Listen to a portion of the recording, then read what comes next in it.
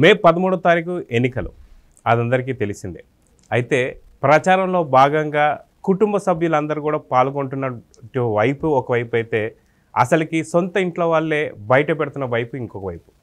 చంద్రబాబు నాయుడు గారు ప్రచారం చేస్తుంటే అక్కడ ఫ్యామిలీ మెంబర్స్ అందరూ కూడా ఎవరైతే భార్య కావచ్చు, పిల్లలు కావచ్చు, తమ్ముడు పిల్లలు కావచ్చు, ప్రతి ఒక్కరు. అదేవిధంగా పవన్ కళ్యాణ్ సంబంధించి అతి తొందరలో చిరంజీవి గారు, ఇప్పటికే వరుణ్ తేజ్ ప్లస్ నాగబాబు సతీమణి ఇందరు కూడా చేస్తున్నారు. కానీ ప్రభుత్వంలో ఉన్నటువంటి ఒక వైసీపీకి సంబంధించి సొంత చెల్లెళ్ళే మా అన్నకు ఓటేయొద్దు అంటూనే ఇంకొక పక్కన డిప్యూటీ సీఎం కొడుకు కూడా మా నాన్నని గెలిపించొద్దు అని చెప్పేసి అంటున్న వైనాన్ని ఎలా చూడాలి? అయితే మనతో పాటు సీనియర్ జర్నలిస్ట్ మధుసూదన్ గారు ఉన్నారు, వారిని అడిగి తెలుసుకుందాం. సార్ నమస్తే. నమస్తే అండి. సార్, అసలుకి ఎలక్షన్స్ ప్రచారం అనేది హాట్గా సాగుతుంది. సొంత ఇంట్లో వాళ్ళ ఓట్లే వేయించుకోలేని వాళ్ళు నిజంగా కింద ఉన్నటువంటి ఒక ప్రజలతో ఓటు వేయించుకోగలుగుతారా? ఎందుకంటే రెండు రకాలు చూస్తున్నాం మనం. కుటుంబ సభ్యులు అయితే వాళ్ళకి సంబంధించిన కుటుంబ సభ్యులందరూ కూడా ప్రచారంలో పాల్గొంటున్నారు. కానీ ప్రభుత్వంలో ఉన్నటువంటి ఒక జగన్ కావచ్చు, జగన్ సంబంధించినటువంటి సభ్యులు కావచ్చు, వాళ్ళ సొంత కుటుంబీకులే మా వాళ్ళకు ఓటేయొద్దు, దీన్ని ఎలా చూడాలి? జగన్ గారు చెప్పారు కదండి, ముఖ్యమంత్రి జగన్ గారు ఏం చెప్పారు? ప్రజలే నా స్టార్ క్యాంపెయినర్లు అన్నారు. అది ప్రజలే స్టార్ క్యాంపెయినర్లు అయ్యారు. ఎలా? ఈయనొద్దు అనేది. అయితే విచిత్రంగా ఏంటంటే ఆయన కుటుంబం నుంచి ఇంత స్థాయిలో వ్యతిరేకత ఆయనకు. ఇప్పుడు ప్రజలు కూడా ఏమంటే సొంత కుటుంబ సభ్యులకి న్యాయం చేయనివాడు రాష్ట్రానికి న్యాయం చేస్తాడు.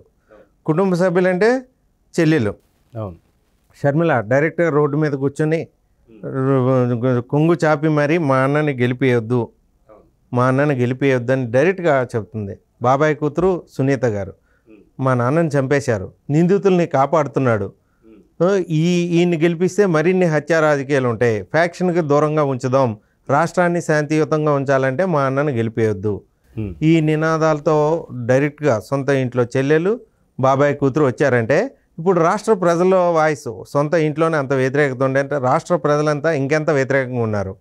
జగన్ చెప్పినట్టు ప్రజలే క్యాంపెయినర్లు. దేనికి? జగన్ను ఓడించేందుకు. జనమే జగన్ క్యాంపెయినర్లు. ఈయన వస్తే ఈయనకి ఇచ్చిన ఒక్క ఛాన్స్, బతకడానికి ఛాన్స్ లేకుండా పోయింది కాబట్టి ఈయన రావద్దు అంటున్నారు. అది ఆ బాధ్యత కుటుంబ సభ్యులు తీసుకున్నారు. కుటుంబ సభ్యులు ఇదే షర్మిల జగన్మోహన్ రెడ్డి జైల్లో ఉంటే పార్టీని నిలబెట్టింది. పార్టీని నిలబెట్టడమే కాదు, పార్టీ అధికారంలోకి రావడానికి ముఖ్య కారణమైంది ఆమె. ఈరోజు వాళ్ళు వాడుకుంటున్న స్లోగన్ బై బై బాబు అనేది ఉంది కదండి, అది షర్మిల నోటి నుంచే క్యాంపెయిన్ చేశారు. అప్పుడు ఆయన జైల్లో ఉంటుండగా పార్టీని బతికించి తాను నడిచి తాను కష్టాలు పడి అన్నని అధికారంలో తీసుకొస్తే ఆమెకి జరిగిన అవమానాలు, ఆమె పడిన హింస, ఆమెపై జరిగిన దాడి ఏ ఒక్క సభ్య సమాజంలో ఏ అన్న చెల్లి మీద చేయనంతగా జరిగింది. అంత థ్రెట్ నుంచే ఆమె డైరెక్ట్గా ప్రాణాలు పోతే పోనివ్వు, తన బాబాయ్ కళ్ళ ముందే చంపేశారు, బాబాయ్ని చంపేశారు. ఆమెకు కూడా థ్రెట్ ఉంది. కానీ ఎన్నికల రణరంగంలో ఇటువంటి రాక్షసుడు నా అన్న అయినా ఇటువంటి రాక్షసుడు ప్రజల పాలిట ఉండకూడదు అని ధైర్యంగా దిగింది ఆమె. నిన్న సునీత గారు కూడా ప్రచారంలో ఎందుకు వివేకానంద రెడ్డి హత్య గురించి మాట్లాడతామని పులివెందుల్లో వైసీపీ క్యాడర్ అడిగితే నా తండ్రిని చంపారు, నాకు న్యాయం కావాలి, చంపిన వాళ్ళని పాలకులే రక్షిస్తున్నారు, నీ నాయకుడే రక్షిస్తున్నాడు, కాబట్టి నాకు జరిగిన అన్యాయం మీకు జరగవచ్చు కాబట్టి ఇది చర్చ జరగాలంటూ ధైర్యంగా పులివెందుల నడి వీధిలో ప్రకటించింది ఆమె. ఇక్కడి నుంచి వెళ్తే జగన్మోహన్ రెడ్డి ఒక్కడే కాదండి, ఆయనకు సంబంధించిన పార్టీ నేతలు, కీలక నేత బీసీ నేత బూడి ముత్యాల నాయుడు ఉప ముఖ్యమంత్రిగా చేశారు. ఆయన కొడుకు మా నాన్నని గెలిపియొద్దు అంటూ స్టేట్మెంట్లు ఇవ్వటమే కాదు, ప్రచారం ప్రారంభించాడు. ఇండిపెండెంట్గా కూడా రంగంలో దిగాడు. వాళ్ళ నాన్న పోటీ చేస్తున్న చోట ప్రచారం చేస్తున్నాడు. వాళ్ళ నాన్న గతం నియోజకవర్గంలో ఇండిపెండెంట్గా దిగాడు. అంటే సొంత తండ్రి మీద కొడుకు, అంటే కొడుకుకి న్యాయం చేయలేని ఆ ఉప ముఖ్యమంత్రి ప్రజలకు ఏం న్యాయం చేస్తాడండి? ఒక్క ఛాన్స్. విష ప్రచారం మోజులో వీళ్ళంతా పదవుల్లోకి వచ్చారు, అధికారంలో చేపట్టారు, కానీ భ్రమలన్నీ తొలగిపోయి గుప్పిటి మూసి ఉంటే ప్రజలంతా అందులో ఏముందో అనుకున్నారు. గుప్పిటి ఇలా తీసేసరికి అందులోంచి గొడ్డళ్ళు, కోడికత్తులు, దాడులు అన్నీ విధ్వంసం అంతా బయటపడిన అయ్యో ఈ చెయ్యి చూడకూడదు, దీని నుంచి పారిపోవాలి అనే ఇది ప్రారంభమైతే ఎంతకాలం పారిపోతాం, వీళ్ళనే పరిగెత్తిద్దాం అనే వాయిస్కి వచ్చారు. ఇప్పుడు జగన్మోహన్ రెడ్డి ముఖ్యమంత్రి, ఆ పరిస్థితి. కుటుంబ సభ్యులు ప్రజలు ఎలాగ వ్యతిరేకంగా ఉన్నారండి, అందులో తిరిగేలేదు. ఎక్కడ ఏ కాన్స్టిట్యున్సీలో కూడా ఇది మంచి చేశారనేది లేదు. కుటుంబ సభ్యులు మొత్తం సొంత రక్తం పంచుకు పుట్టిన వాళ్ళే వ్యతిరేకంగా ఉన్నారు. బూడి ముత్యాల నాయుడు కొడుకు తిరగబడ్డాడు, ఉప ముఖ్యమంత్రి ఈయన. ఈయన నుంచి వెళ్ళిపోతే దువ్వాడ శ్రీనివాస్ అని టెక్కల్లో ఉంటారు. అంటే ఆయనకి ఏ పదవి లేకుండా ఆయన్ని తిట్టడానికి, తెలుగుదేశం నేతల మీద దాడి చేయడానికి పెంచి పోషిస్తారు జగన్మోహన్ రెడ్డి గారు ఆయన్ని. ఆయన పరిస్థితి, ఆయన భార్య ఆయన్ని యాక్సెప్ట్ చేయదు. ఆమె పోటీ చేస్తానంటే ఆమెను ఏదో బెదిరించి ఏదో కొద్దిగా కామ్ చేసినా ఇప్పుడు ఆయన తోడలుడు దానేటి శ్రీధర్ అనే ఆయన మీద పోటీ చేస్తున్నాడు. అంటే ఎంత దుర్మార్గుడు కాబట్టి సొంత భార్య ఆయన మీద పోటీ చేయడానికి, ఆయన టికెట్ ఇవ్వద్దని పోరాటం చేసి ఆయన మీద పోటీ చేయడానికి సిద్ధం పడింది. ఆయన తోడలుడు దానేటి శ్రీధర్ ఇటువంటి వ్యక్తి ప్రజా జీవితంలో ఉండకూడదు, అందుకే ఆయన్ని ఓడించడమే లక్ష్యంగా నామినేషన్ వేస్తున్నాను అన్నాడు. భార్య తరపులంటే ఉన్నారనుకుంటే తమ్ముళ్ళు కూడా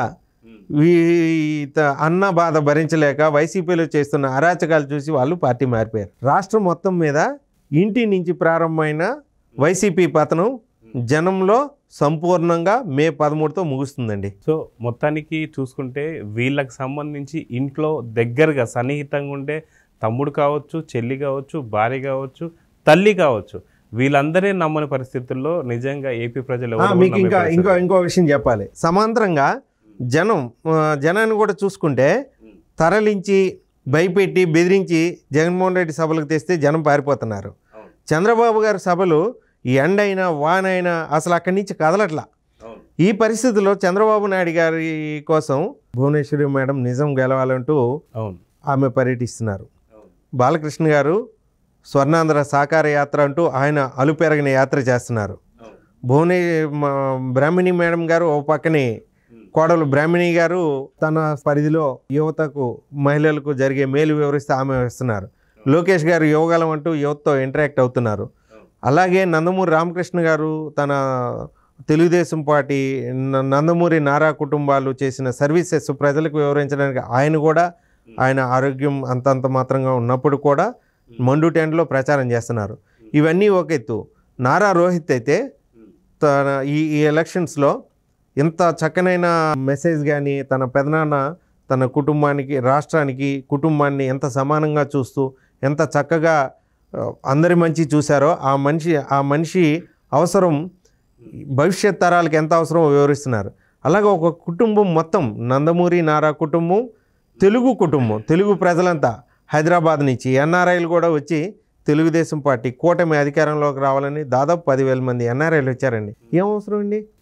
ఒక రాష్ట్రం కోసం, రాష్ట్ర ప్రజల భవిష్యత్తు కోసం ఒక కుటుంబం, కోట్లాది మంది తెలుగు ప్రజలు వస్తే సొంత కుటుంబ సభ్యులే వైసీపీకి గెలిపించొద్దు, జగన్ను గెలిపించొద్దు, మా పార్టీ నేతలను గెలిపించొద్దు అని ప్రచారం చేస్తున్న విచిత్రమైన పరిస్థితుల్లో మే 13న వారు వన్ సైడ్ అది సైకిల్ బెల్లు మామూలుగా మోగట్లేదండి. సో చూద్దాం సార్, సైకిల్ రావాలి, సైకో పోవాలి అనే నినాదం అయితే గట్టిగా పోయింది జనాలందరికీ కూడా.